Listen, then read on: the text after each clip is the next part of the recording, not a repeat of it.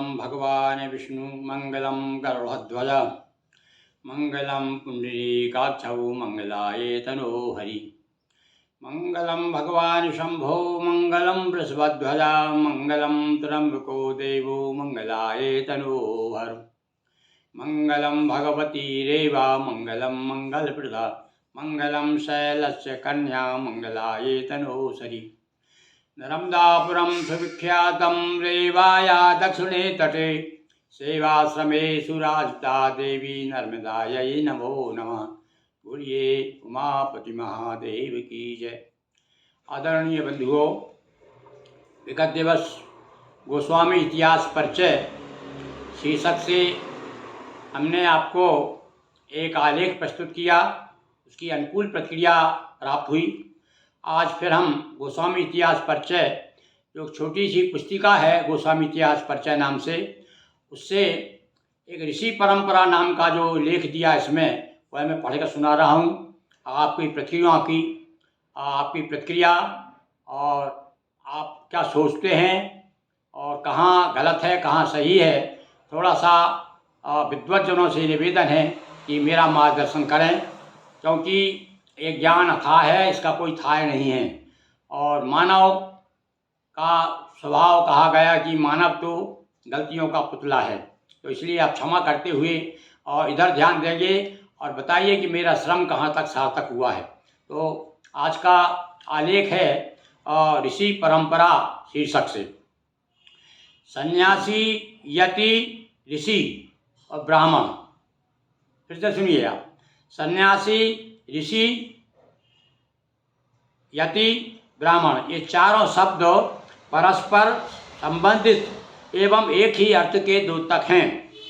इसलिए सन्यासी एवं यति कहे जाने वाले गोस्वामी ब्राह्मण हैं एवं ऋषि कुल परंपरा से जुड़े हैं। उद्भट विद्वान काका कालेलकर द्वारा लिखित गीता रत्न के अनुसार सर्वप्रथम यति शब्द को लेते हैं। वे लिखते हैं कि यति शब्द की उत्पत्ति संस्कृत के यत् धातु से है, जिसका अर्थ है प्रयत्न करना, मेहनत करना। जो मेहनत करता है वह यति है। यम का अर्थ है ऊपर से रोकना, संयम करना। संयम करने वालों को यति कहते हैं। देख समझे आप, यति किसे कहते हैं।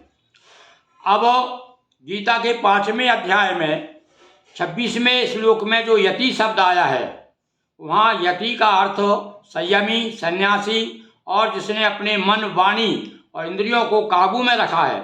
इंद्रियों को संस्कृत में गो कहा जाता है। इन्हें काबू में रखने वाला यति ही गोस्वामी कहा गया।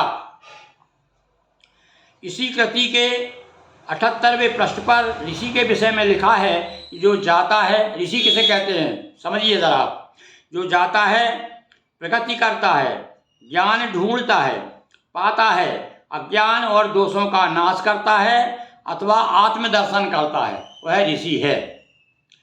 गीता भाष्य में श्री शंकराचार्य ने ऋषयः का अर्थ दिया है सम्यक दर्शिनः सन्यासिनः। इसी प्रकार इसी ग्रंथ के पृष्ठ 218 पर विद्वान लेखक का मत है कि जो ब्रह्म को जानता है वह ब्राह्मण है। गीता 2:46 में ब्राह्मण शब्द आया है।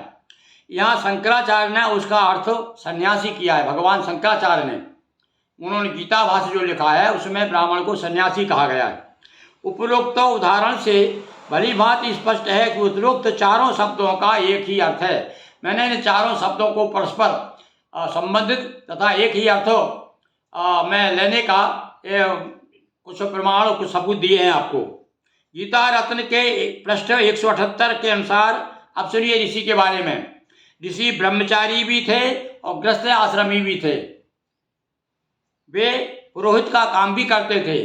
अब कुछ लोग कहते हैं ना भाई गोस्वामी ब्राह्मण जो हैं उन्हें केवल शिव पूजन का ही अधिकार है, शिव जी के मंदिर का ही अधिकार है, वो अन्य पूजन नहीं करा सकते, पुरोहित का काम नहीं कर सकते। तो देखिए यहाँ पर तो कहा है भाई, ऋषियों के लिए कहा है कि गृहस्थाश्रमी भी थे, ब्रह्मचारी भी थे और पुरोहित का काम भी करते थे और राज्य भी चलाते थे। बहुत से राजा, गोस्वामी राजाओं के बारे में भी चर्चा आपने इतिहास पढ़ा होगा। तो इस प्रकार से ये जो आलेख मैंने दिया है गोस्वामी कल्याण मासिक दिल्ली अक्टूबर 91 से साभार, ये उस समय भी प्रकाशित हो चुका है आलेख, उससे मैंने आपको जानकारी दी है। मैं समझता हूँ कि यह जानकारी आपको बहुत लाभप्रद होगी। और हाँ, इसमें कहीं आपको संशय या कोई त्रुटि नज़र आती हो तो मुझे संकेत करेंगे, ताकि मैं आगामी अपने आलेखों में उसका सुधार कर सकूं। बहुत बहुत धन्यवाद। ओम नमो नारायण, ओम नमः शिवाय, नर्मदे हर हर हर महादेव शंभो।